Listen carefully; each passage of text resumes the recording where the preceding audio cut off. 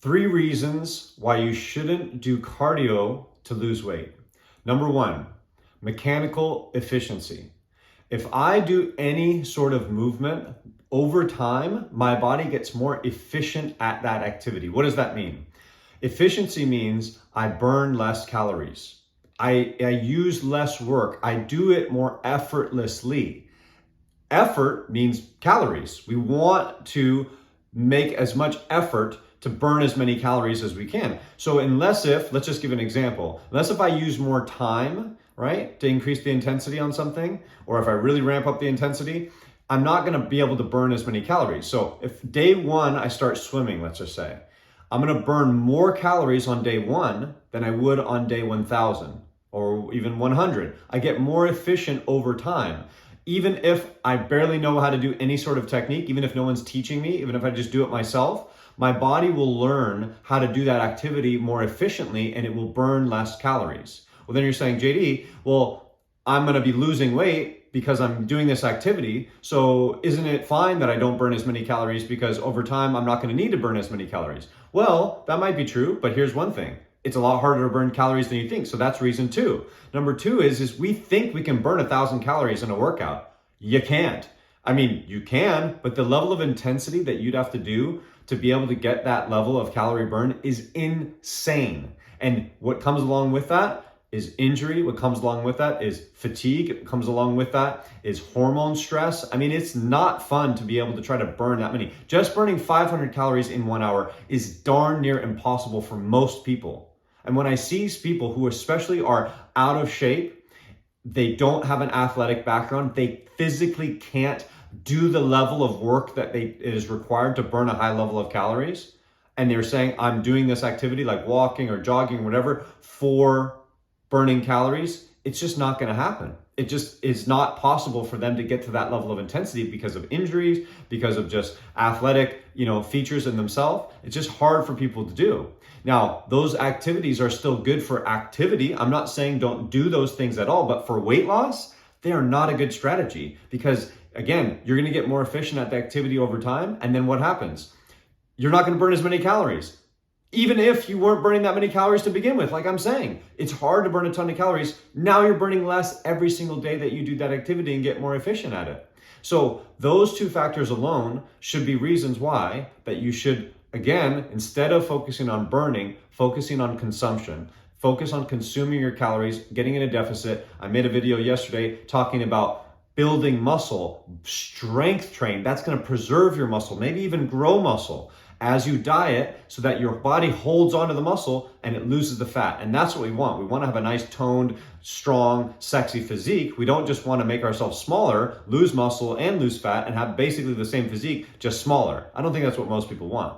So first reason, mechanical efficiency. Second reason, you don't burn as many calories as you might think you are, and it's very hard to burn calories. Your body doesn't want to burn calories. It wants to survive. Burning calories means death. Calories mean survival. That's why we have this amazing thing called body fat. It's a storage system for energy on our person. We don't have to go anywhere. We don't have to go to the fridge. We don't have to go to the store. We don't have to go anywhere to get energy for our activities. But when we consistently burn those activities, this gets into number 3, if we consistently burn calories, we break into what's now called metabolic efficiency. Our body will then, because it doesn't want to die, because it knows that calories are survival, it will start to lower the metabolic rate depending on the calorie burn that you do every single day. So what does this mean? Let's just say my normal metabolic rate of how many calories my body burns on a daily basis just to keep my body alive. Your body has functional needs that it needs. Your brain requires calories, your organs require calories, your body's constantly regenerating things. That requires a certain amount of energy. And let's just say that number is 2,000. Now let's just say, I'll give you the benefit of the doubt. You're crushing it every single day. You're running and you're burning 500 calories every day with your workout. Your body over time, if it gets that consistent 500 calorie burn, it will start to slow down in proportion to the calorie burn that you are experiencing. Meaning this, if I have 2,000 calories that I'm burning on a daily basis just to stay alive, and I'm burning 500, it will start to slow down my metabolism to where I'm only burning 1,500 calories per day because it knows that I'm going to get that 500 through activity. So it's sparing the metabolic processes in the body up to a certain point. Now, if you're really overweight and you do that 500 calorie burn, it's going to get to a certain point. But again, this whole process is about what it gets used to. We get efficient at things and it gets used to a certain amount of calorie burn. If it's too extreme, at first, maybe, hey, we get some calorie burn, we get some fat loss, we get some muscle tissue loss, we get some of that, but then things start leveling out. And that is where we don't want to be. We want to make sure that we are continually, if we have a goal, to continually level out. You've heard about this, right? I'm losing weight and then I plateau.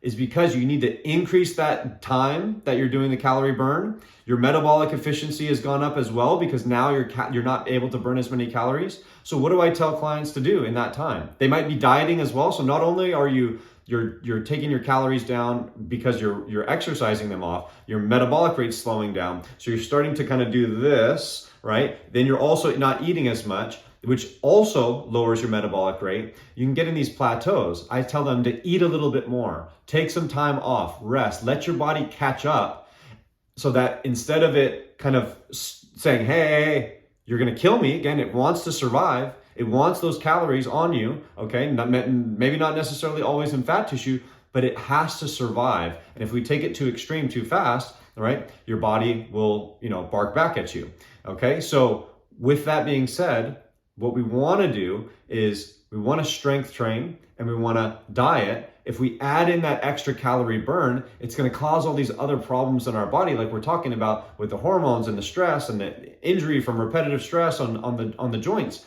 Why not focus on getting that 500 calorie deficit with diet and strength train so it preserves your muscle and you build muscle, and that actually increases your metabolic rate versus decreasing it.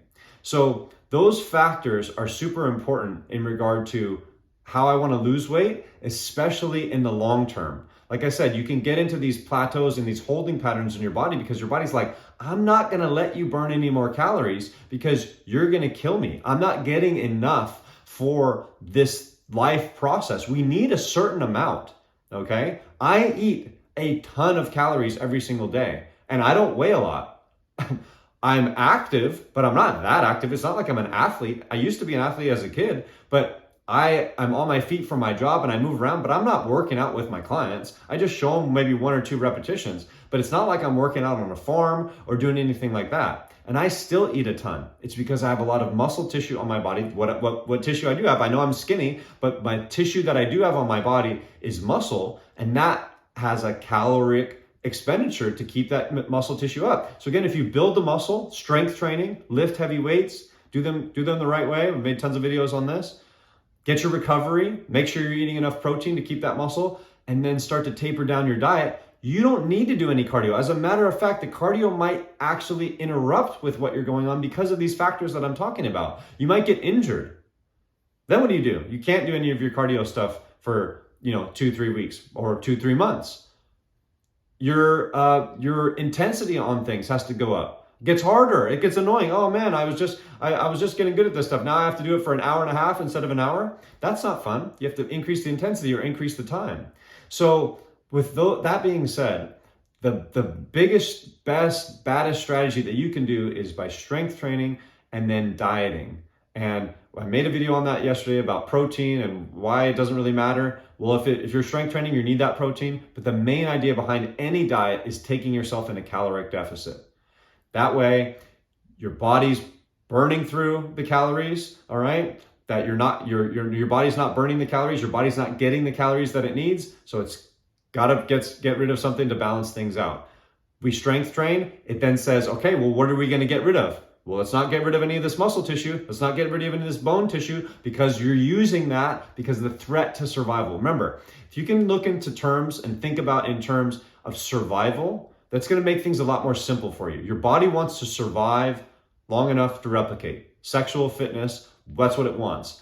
If it's threatened, if the survival is threatened by lifting weights, it's a threatening moment for the muscle tissue, for the bones, for the entire nervous system. It's going to respond to that and preserve the muscle, preserve the bone, and preserve the nervous system, okay? If I diet down, what does it say? Hey, This guy's not eating enough food. He's going to kill me. Let's slow things down. Let's lower. Let's burn some calories, okay, to make sure that this body can stay. If it keeps burning the same amount, okay, it's not going to be able to survive over time. So it's starting to slow things down, get things into proportion, and at the same time stay strong if you're doing that strength training. So 3 reasons again: mechanical efficiency.